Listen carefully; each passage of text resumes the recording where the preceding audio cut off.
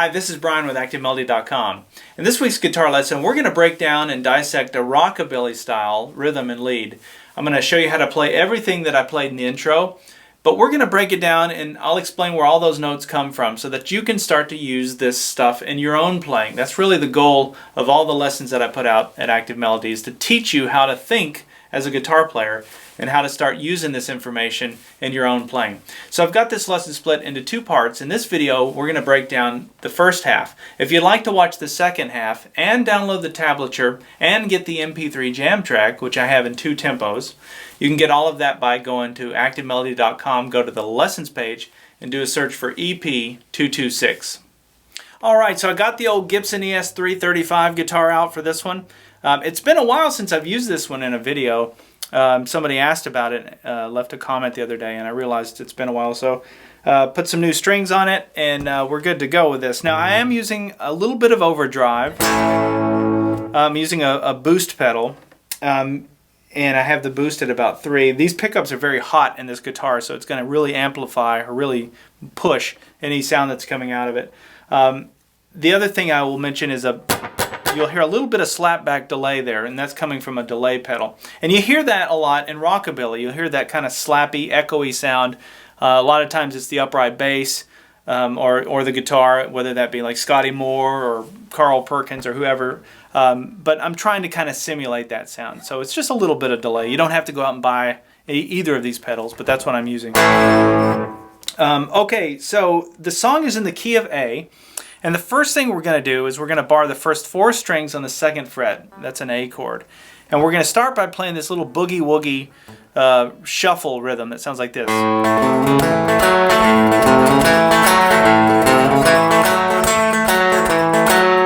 And all I'm doing for that, I keep the bar down the whole time, and I start with the open 5th string, which is an A note.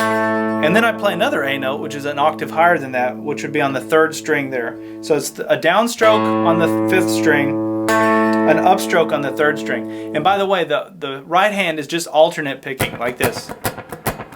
Down, up, down, up, down, up, down, up. And that motion stays through the whole thing. Watch my right hand.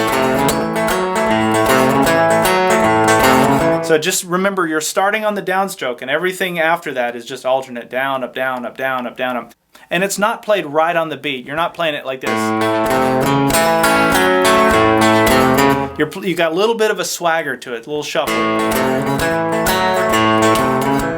So just remember, when you're practicing that in the beginning, just take your right hand, mute the strings, and go like this. Get that little swagger going. Okay, back to the beginning. So we have those 2 notes. Then we have, so that's middle finger on the 3rd fret 5th string, ring finger on the 4th fret 5th string. Down, up with the right hand. So all together now we have,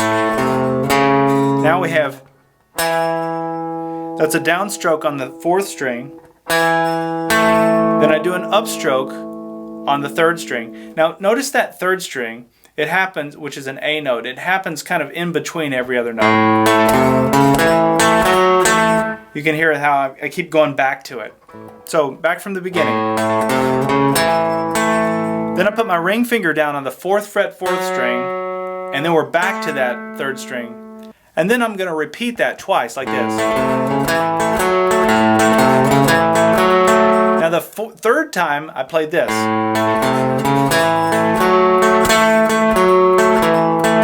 So it started out the same up to there.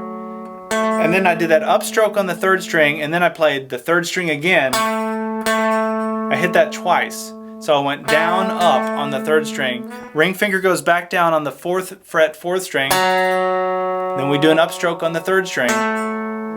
Then the 4th string, which is behind the 2nd fret there, do your upstroke again. Ring finger goes down again. Then the upstroke on the 3rd string again. So that 3rd time through sounds like this.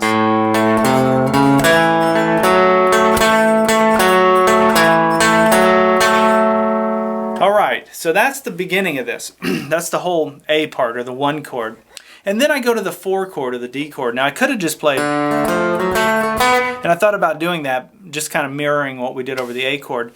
But I wanted to do something that was more interesting, and so I've listened to some of these old Sun Records, Carl Perkins stuff. In fact, I'm wearing the shirt to pay tribute. So the D part, I played this. Really cool. All I'm doing here is I'm making a D chord, a D7 chord right here. Now here's an easy way to think of this chord. If I know you know how to make a C chord down at first position. We're just going to slide that chord up 2 frets and then add your pinky on the 5th fret, 3rd string. And that's a D7 chord. It's a really nice chord that you'll use a lot if you're new to it. So you're going to keep that left hand locked down the whole time. Now your right hand, you're going to use some hybrid picking. Now you don't have to hybrid pick this. You could flat pick it or cross pick it, but I think it's going to be a lot easier if you hybrid pick. So here's how I did it. I played the 5th string with a pick, then I used my ring finger on the 2nd string, middle finger on the 3rd string, pick on the 4th string. That's the first 4 notes, I guess.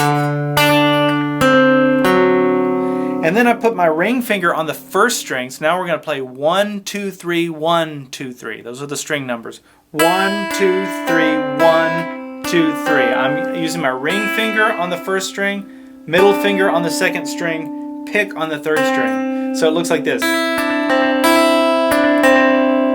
So watch my right hand then from the beginning of this D.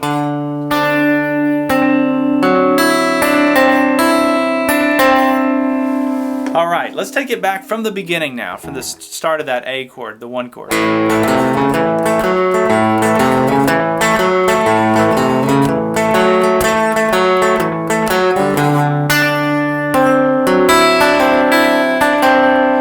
So after we play the D chord, we go back to the A chord, or the 1 chord, and I could have gone right back into that shuffle.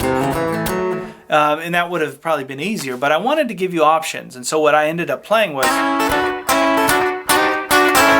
I thought that was kind of cool, and a little takeaway lick for you to use in something else. So what I'm using for that, I'm just playing a little triad here by borrowing the first 2 strings on the 5th fret, and then my middle finger is on the 6th fret 3rd string. And if you look at that, that's an A chord, and that's really just the top part of the A major bar chord, if that makes it any easier to think about. And what I'm doing is I'm sliding into it, so I'm actually starting everything down a fret, and I'm playing strings 2 and 3 with a downstroke, and then I do an upstroke on the 1 string, so we have, and then I bar the first 3 strings on the 7th fret, but I'm only playing strings 2 and 3, so all together now we have, and then I just repeat that.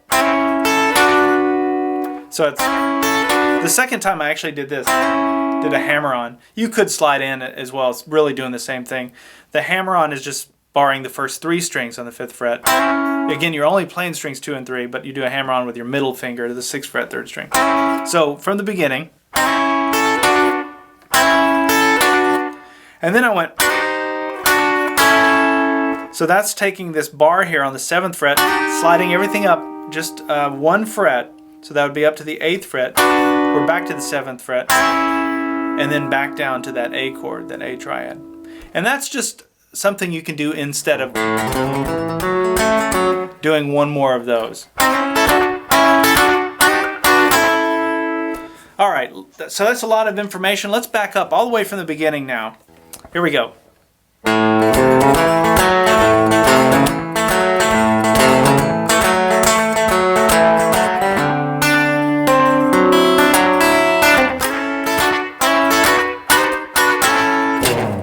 Now we come down to the 5 chord, which is an E. Now that's a very Carl Perkins thing, and all I'm doing is I'm just playing an E chord down in first position, and I come down and hit that low 6th string, and then I do an that's a downstroke. I do an upstroke on strings 1 or 1 and 2 really, and then I put my pinky down on the 3rd fret 2nd string. Now all that's doing is making an E7 chord, if you think about it. But by alternating and playing strings 1, 2, 1, 2 like that, and that kind of staggered timing, you get that real cool kind of classic rockabilly rhythm thing, like. And all I'm doing there, so I'm just holding down that E chord, And by the way, the reason I'm making the entire chord is it's just easier than if I were to try and single out those notes. And that way, if I happen to bump other strings when I'm playing the rhythm, it's okay because it's going to be part of the chord. So always try and remember that. Don't try and play exactly with your left hand what you need to do. If you can grab an entire chord just as easily, you might as well do that. So you got down, up, down, up, down, up. And you might even push that. I think I put this in the tab, but that 3rd fret, 3rd string, just to give a little bit of twang there. And then we go back to the 1 chord. So right after the 5 chord, we don't follow your typical 12-bar blues where you go 5 chord, 4 chord, 1 chord. We just go from the 5 chord back to the 1 chord. And I played that same boogie-woogie shuffle and went through that one more time. And then in the part 2 video, we go over all the other stuff that I did, all that kind of stuff, which is more lead based, I guess. So let's back up and play through this one more time. If you're not a premium member, check into that because it's a really good deal. I put out lessons that are in depth like this twice a week, and just a lot of information that's out there for those of you that are interested in learning to play guitar and improvise on guitar. All right, so let me back up and I'll play through it one more time slowly, and then I'll see you in part 2 for the rest of it.